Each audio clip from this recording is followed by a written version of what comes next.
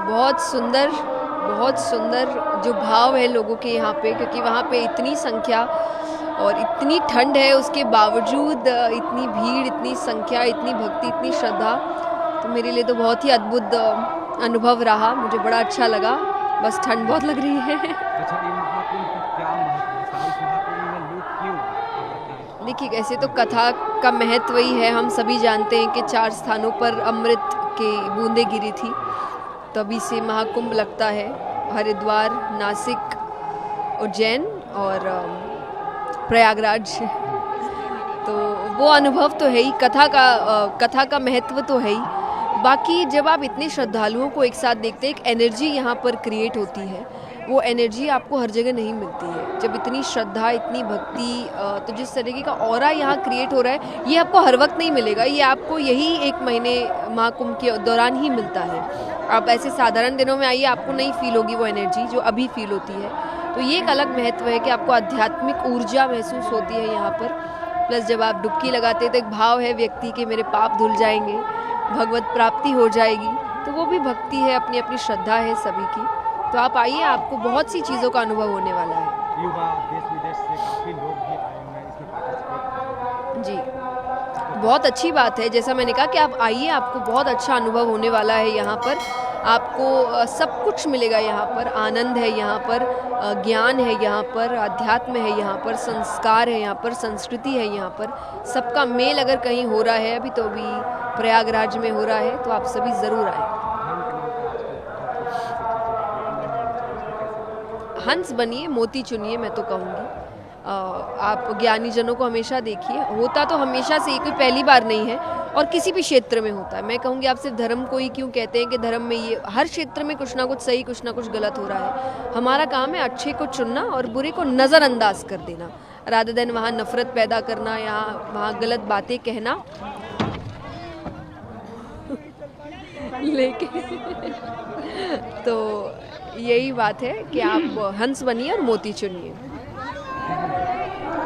आप कुंभ के मौके पर क्या लोगों को संदेश देना चाहेंगे? कि आप यहाँ जब आ रहे हैं तो यहाँ से जो संस्कृति, संस्कार, जो अध्यात्म की ऊर्जा आप लेकर जा रहे हैं, उसको अपने जीवन में रखिए, कुछ दिनों में भूल ना जाए। क्योंकि हम कथा में भी आते हैं, सुनते हैं और फिर चले जाते हैं, तो कोई फ़ायदा होता नहीं है। ये ज्ञान, ये सीख यहाँ से अपने साथ लेके जाए और अपने जीवन में उसको उतारें। आज मकर संक्रांति है। आप सभी को मकर संक्रांति की बहुत बहुत शुभकामनाएं। और इतना सुंदर समय है, मुझे लगता है इससे ज़्यादा अच्छा समय नहीं हो सकता कि आप आए और कुंभ के दर्शन करें। स्वामी जी, स्नान हो गया, क्या कहेंगे? मुझे तो लगता है ये मकर संक्रांति, ये केवल स्नान नहीं हुआ है, बल्कि मेरे भीतर तक भारत में स्नान कर लिया मैंने तो आज। ये सनातन का स्नान था, ये अमृत वेला, अमृत काल। मुझे लगता है कि ये अमृत का पर्व है और ये सनातन के अमर होने का पर्व है। बीच बीच में बहुत कुछ घटा, बहुत कुछ घटाने की कोशिश की गई, लेकिन इस कुंभ ने बताया कि वाह, सारे घाट पटे पड़े हैं। लोग कहते हैं कि हम बटे पड़े हैं, कहाँ बटे पड़े भाई?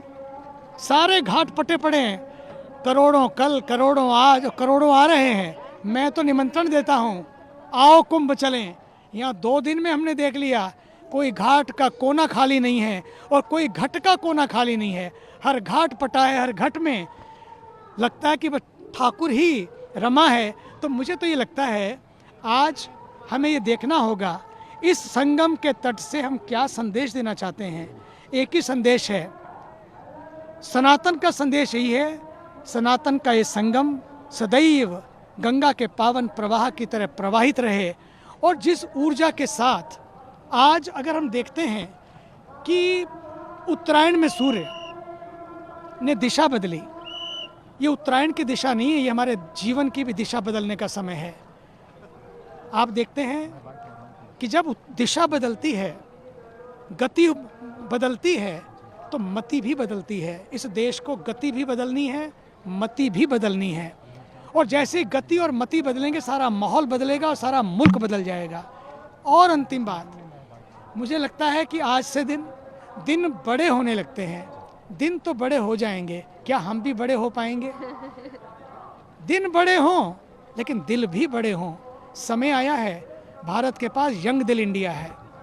इस यंग दिल इंडिया को तंग दिल इंडिया नहीं बनाना है। इस यंग दिल इंडिया को एक दूसरे के साथ मिलकर इसको महान भारत बनाना है। कई बार हम लोग सोचते हैं चीज़ें आ जाएंगी तो हम सेट हो जाएंगे।